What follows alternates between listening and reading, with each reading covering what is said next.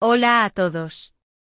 En este vídeo, vamos a sumergirnos en el fascinante mundo de la estadística y descubrir cómo esta poderosa herramienta se aplica de manera práctica en un escenario realmente relevante. Empezaremos respondiendo a la pregunta ¿por qué las medidas estadísticas son útiles para abordar las dimensiones del caso? Imagina que estás frente a un mar de datos, y las medidas estadísticas son como tu brújula. La media, mediana y moda te muestran las tendencias, mientras que la desviación estándar revela la variabilidad.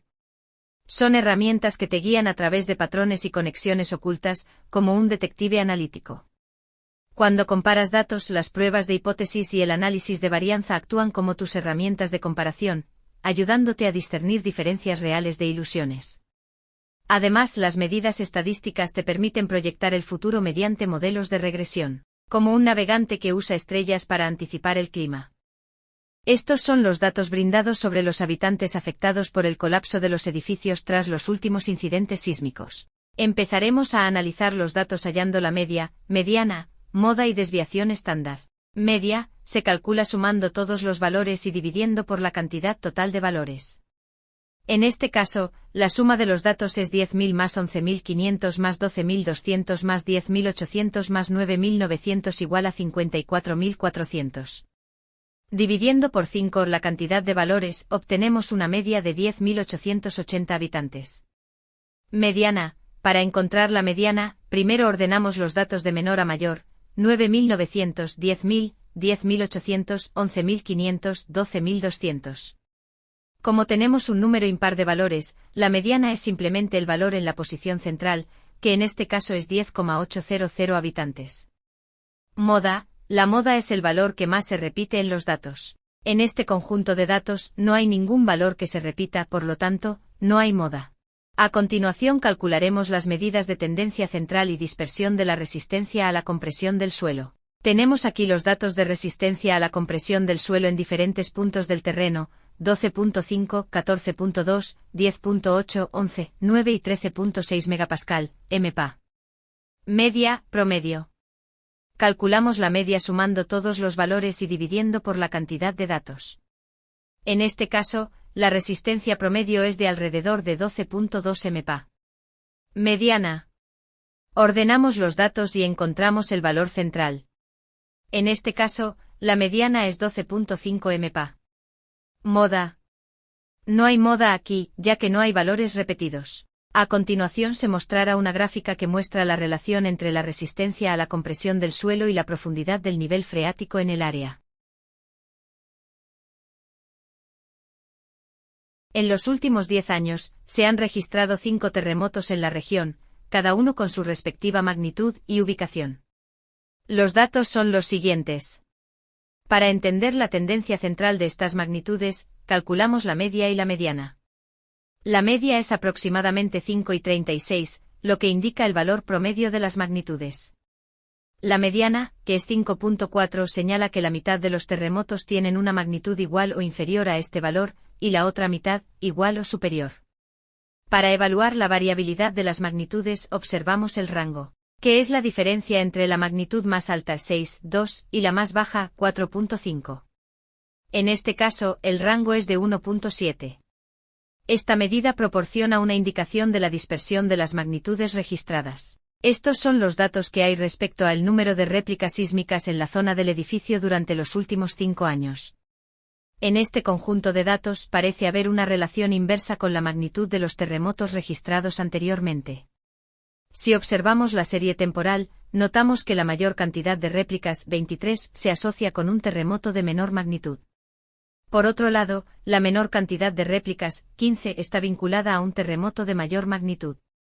Este patrón podría sugerir que aunque un terremoto de mayor magnitud puede generar más réplicas inicialmente, con el tiempo la frecuencia de réplicas puede disminuir. Sin embargo, la relación entre la magnitud inicial y la cantidad de réplicas puede variar y depender de diversos factores geológicos y sismológicos. Pasemos a otro tema igual de importante.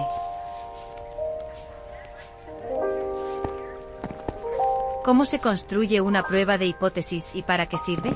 Una prueba de hipótesis es un procedimiento estadístico utilizado para tomar decisiones sobre una población basándose en datos de una muestra. Se comienza planteando una hipótesis nula que se supone verdadera antes de recolectar datos, junto con una hipótesis alternativa que se quiere probar. Se elige un nivel de significancia para controlar el riesgo de error y se selecciona una prueba estadística adecuada para analizar los datos. Calculando un estadístico de prueba y un valor P, se evalúa la evidencia en contra de la hipótesis nula. Si el valor P es menor que el nivel de significancia, se rechaza la hipótesis nula en favor de la alternativa, de lo contrario, no se rechaza. Las pruebas de hipótesis son ampliamente utilizadas en investigación científica, industria, medicina y otras áreas para tomar decisiones basadas en datos y evaluar teorías o afirmaciones sobre una población. Basado en el ejercicio anterior podemos plantear como hipótesis que, si la resistencia del suelo en la zona donde se encuentra el edificio es baja, entonces existe un mayor riesgo de colapso estructural del edificio en caso de un evento sísmico significativo. Para llevar a cabo una prueba de hipótesis sobre la relación entre la resistencia del suelo y el colapso del edificio, se deberían recopilar datos sobre la resistencia del suelo en áreas con edificios colapsados y en áreas donde los edificios han resistido eventos sísmicos. Utilizando pruebas estadísticas adecuadas, como la prueba TD-Student, se compararían las medias de la resistencia del suelo entre estos grupos. Se seleccionaría un nivel de significancia, como 12 y 5, para evaluar la evidencia. Si el valor P resultante es menor que el nivel de significancia elegido, se rechazaría la hipótesis nula, lo que indicaría que hay suficiente evidencia para afirmar una relación entre la resistencia del suelo y el colapso del edificio. Por el contrario, si el valor P es mayor que el nivel de significancia, se concluye que no hay suficiente evidencia para establecer tal relación. Para calcular el coeficiente de correlación entre la resistencia del suelo y la profundidad del nivel freático, primero calculamos la suma de los productos de las dos variables, la suma de cada variable por separado y la suma de los cuadrados de cada variable. Luego, utilizamos estas sumas en la fórmula del coeficiente de correlación de Pearson, que nos da un valor de 0.885. Este valor indica una correlación positiva moderada entre la resistencia del suelo y la profundidad del nivel freático en la zona. En otras palabras, a medida que la resistencia del suelo aumenta, la profundidad del nivel freático tiende a aumentar también, y viceversa. Para calcular el coeficiente de correlación de Pearson entre la magnitud de los terremotos y el número de réplicas, primero sumamos los productos de las magnitudes de los terremotos y el número de réplicas, así como las sumas de las magnitudes de los terremotos y el número de réplicas al cuadrado.